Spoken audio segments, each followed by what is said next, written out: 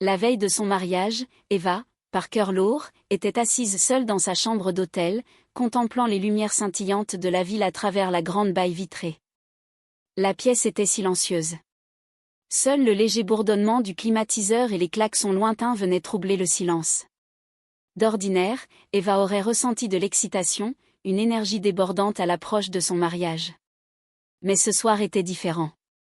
Le cœur lourd, elle était tiraillée entre l'excitation d'épouser Rock, l'homme qu'elle aimait, et une tension soudaine et inexplicable qu'elle n'arrivait pas à dissiper. Une agitation inattendue, une inquiétude lancinante la rendaient à la fois fragile et alerte. Elle sirotait lentement son thé, essayant de calmer son angoisse, mais la chaleur de la tasse ne semblait pas suffire. Eva jeta un coup d'œil à la pile de messages non lus sur son téléphone, des messages d'amis lui souhaitant bonne chance, d'autres de sa famille. Mais soudain, un nouveau message apparut, un message qui fit battre son cœur plus fort. Il venait de Jacques, son vieil ami d'école, celui qui avait été son plus proche confident pendant ses années les plus formatrices. Jacques avait été une présence dans sa vie douce, réconfortante et intense d'une manière qu'elle ne comprenait pleinement que bien plus tard. Ces mots étaient simples mais lourds de sens. « J'espère ne pas te déranger, mais il faut qu'on parle. » « Attends un peu. » Ses mains tremblaient légèrement tandis qu'elle posait sa tasse et relisait le message. Jacques ne lui avait pas parlé depuis des années. Ils s'étaient éloignés naturellement, leurs chemins s'étaient séparés. Voir son nom s'afficher sur son téléphone ce soir-là faisait remonter un flot de souvenirs, des conversations nocturnes dans les chambres d'étudiants, des promenades tranquilles dans le parc, des rires partagés qui semblaient rendre le monde plus petit, plus sûr.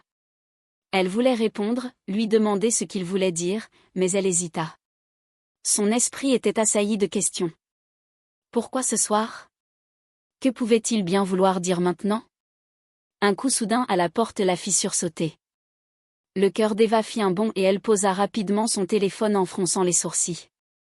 Elle n'avait pas commandé de room service et n'attendait personne à cette heure-ci. On frappa de nouveau, plus fort cette fois, interrompant net ses pensées. Elle ressentit un mélange soudain de prudence et de curiosité. Prudemment, elle s'approcha de la porte et l'entr'ouvrit. Debout se tenaient 3 hommes, des inconnus calmes mais déterminés. Ils n'étaient pas menaçants et pourtant quelque chose chez eux attirait son attention. « Nous avons été envoyés par quelqu'un qui tient à vous, » dit poliment le plus grand. « Il nous a demandé de nous assurer que vous alliez bien. » Eva se figea. Elle ne savait pas quoi dire. Qui enverrait 3 hommes prendre de ses nouvelles? Ses pensées s'emballèrent. Elle étudia leur visage. Il n'y avait aucune malice, juste une gravité tranquille. Pour des raisons qu'elle ne pouvait expliquer, elle sentit une lueur de confiance. Lentement, presque instinctivement, elle s'écarta. « Entrez, je vous prie, » dit-elle d'une voix à peine audible. Les hommes entrèrent silencieusement, leur présence emplissant la pièce d'une énergie à la fois lourde et protectrice. Ils ne s'assirent pas et ne parlèrent pas davantage. Ils restèrent simplement là, à attendre. L'esprit d'Eva tourbillonnait de possibilités, de peur, de curiosité.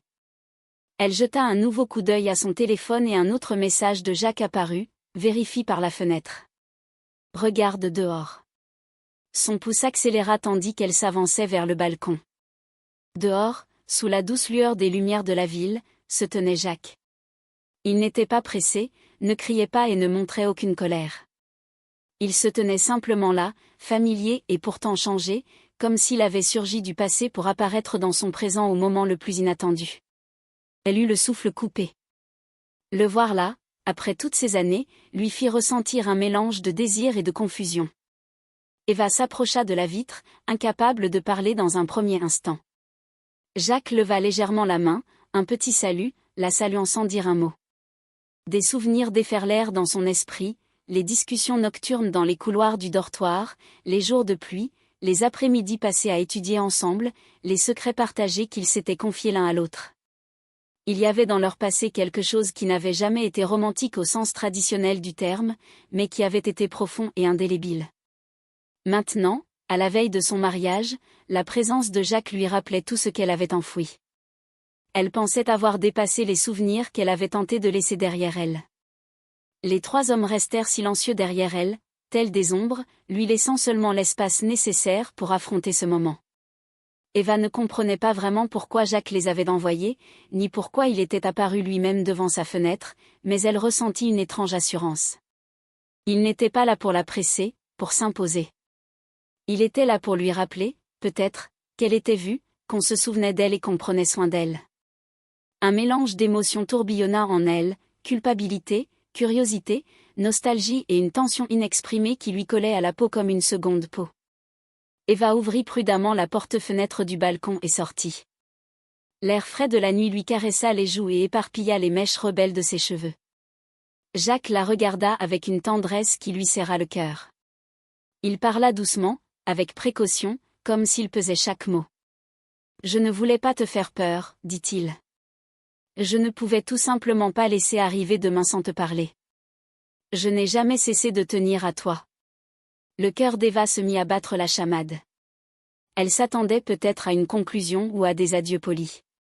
Mais entendre ces mots maintenant, de sa bouche, c'était comme plonger dans un torrent de souvenirs dont elle ignorait qu'ils existaient encore en elle. « Jacques, je me marie demain, murmura-t-elle, la voix tremblante. Roch est merveilleux, je l'aime. Il est gentil, il est patient. Il est mon avenir. » Jacques hocha la tête, le visage doux, presque mélancolique. « Je sais, dit-il doucement. C'est pourquoi je ne suis pas venu pour intervenir. Je les ai envoyés seulement parce que je voulais que tu saches que quelqu'un se soucie de toi, se soucie vraiment de toi. C'est tout. » Sa gorge se serra. Elle n'avait pas réalisé à quel point elle s'était sentie seule dans son excitation, à quel point elle avait désiré que quelqu'un la comprenne pleinement avant cette étape importante. Jacques n'était pas là pour compliquer sa vie. Il était là pour l'honorer, pour reconnaître la partie de son cœur qui s'était toujours souvenue de lui. Les trois hommes restaient dans l'ombre derrière elle, silencieux, observateurs d'une réunion émouvante mais discrète. Ils ne parlaient pas, n'intervenaient pas, se contentant de laisser à Eva et Jacques l'espace nécessaire pour vivre un moment qui leur appartenait entièrement.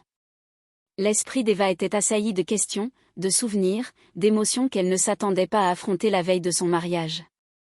Ses yeux se remplirent de larmes, mais ce n'étaient pas des larmes de tristesse, c'étaient des larmes de reconnaissance, de compréhension, de gratitude.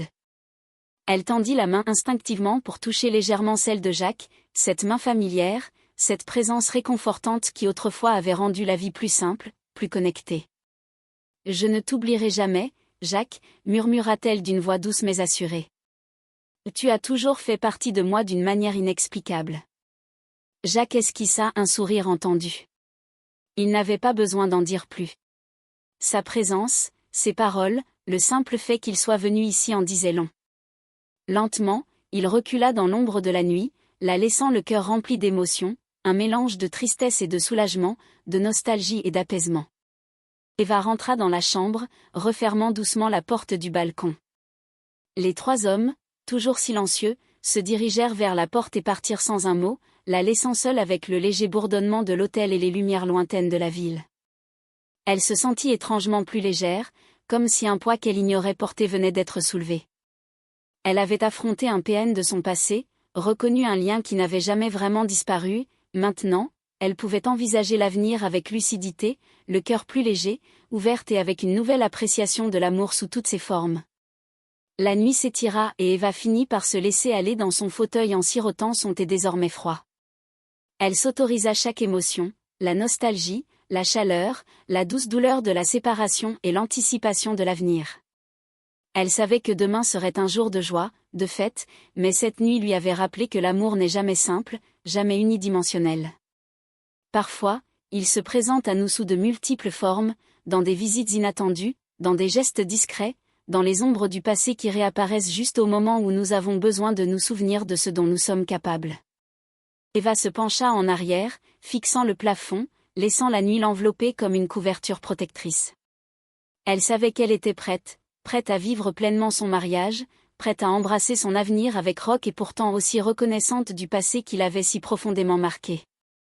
Et pour la première fois de la nuit, elle s'autorisa à respirer véritablement. Ce doux mélange d'émotions la rendait humaine, faisait vibrer son cœur et la préparait au prochain chapitre de sa vie. Eva s'avança de nouveau sur le balcon, laissant l'air frais de la nuit lui caresser le visage. La ville en contrebas scintillait comme des diamants éparpillés, mais elle ne voyait que Jacques. Il se tenait là, immobile, les mains dans les poches, la regardant avec une intensité qui lui faisait battre le cœur plus fort. Cela faisait des années qu'elle ne l'avait pas vu, et pourtant la familiarité dans son regard n'avait pas passé. Chaque souvenir de rire, de secrets chuchotés, de promenade nocturne lui revint en mémoire, l'envahissant sous le coup de l'émotion.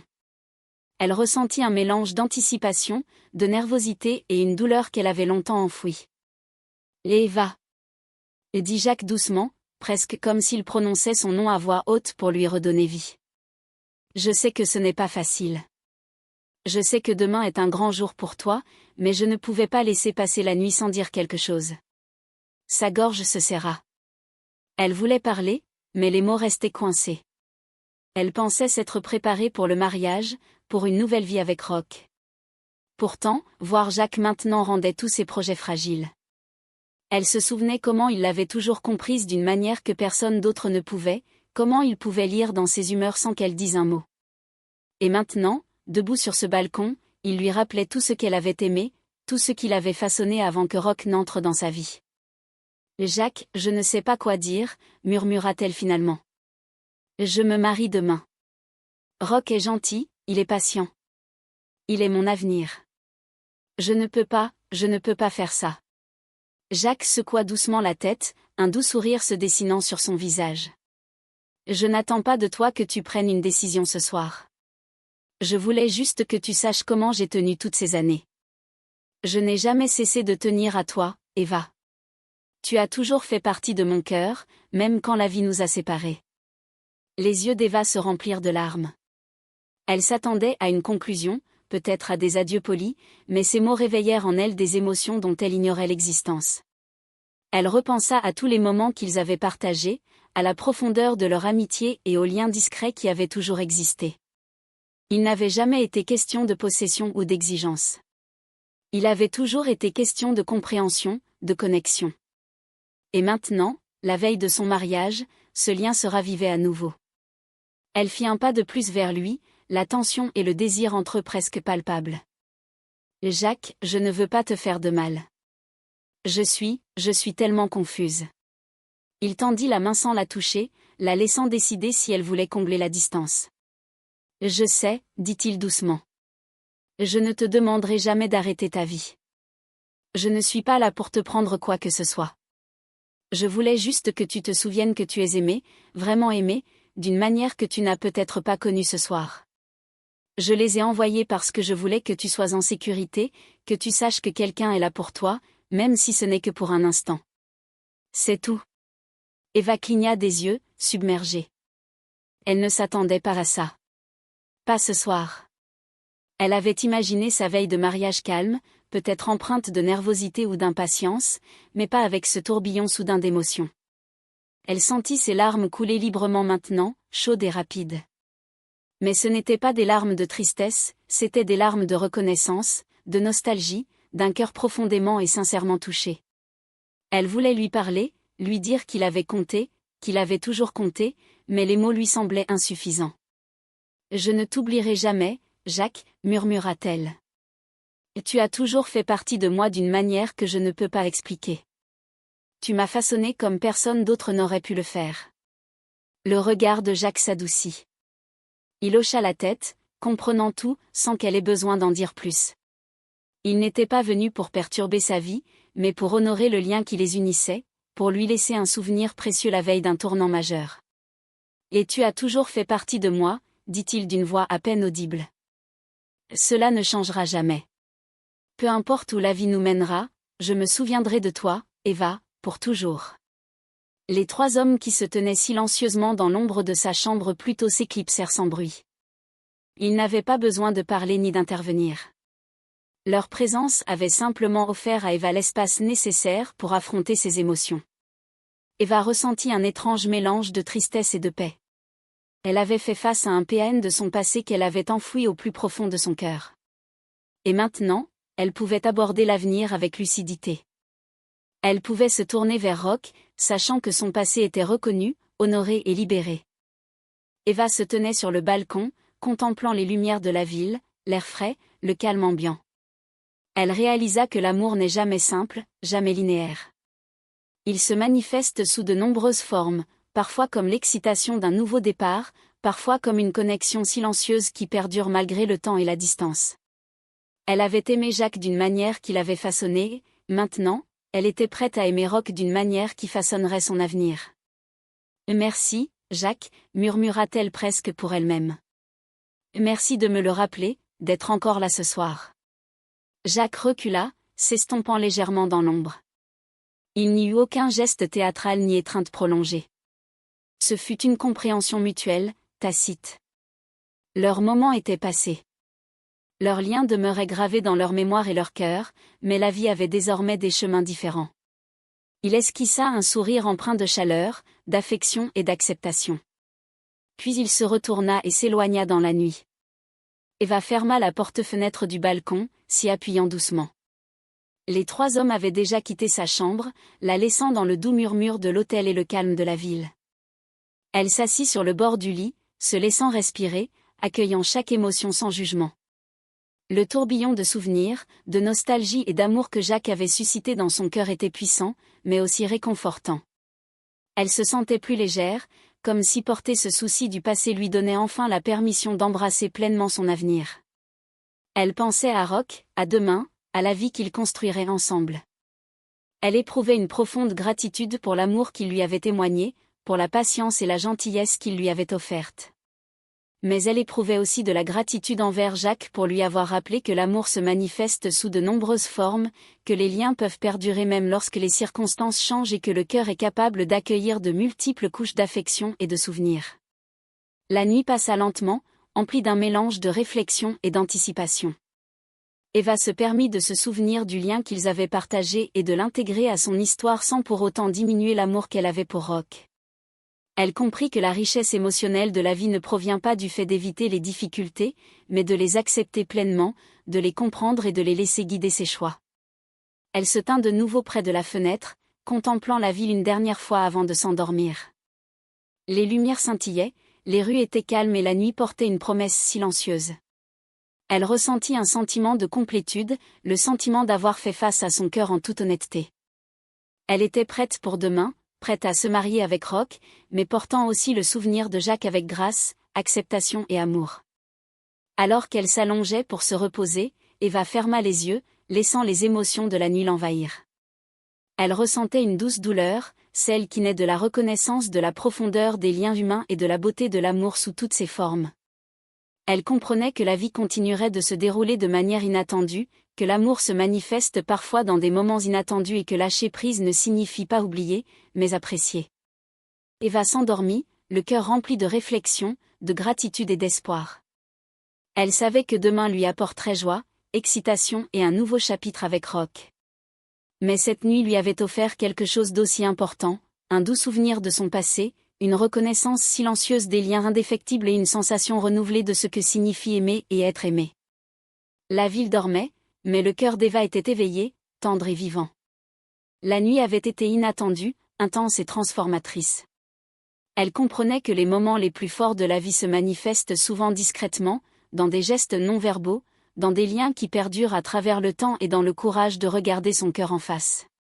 Demain, elle épouserait Roch, mais ce soir-là, elle avait rencontré son passé, l'avait reconnu et l'avait laissé s'intégrer à son histoire avec une grâce, un amour et une profondeur émotionnelle remarquables.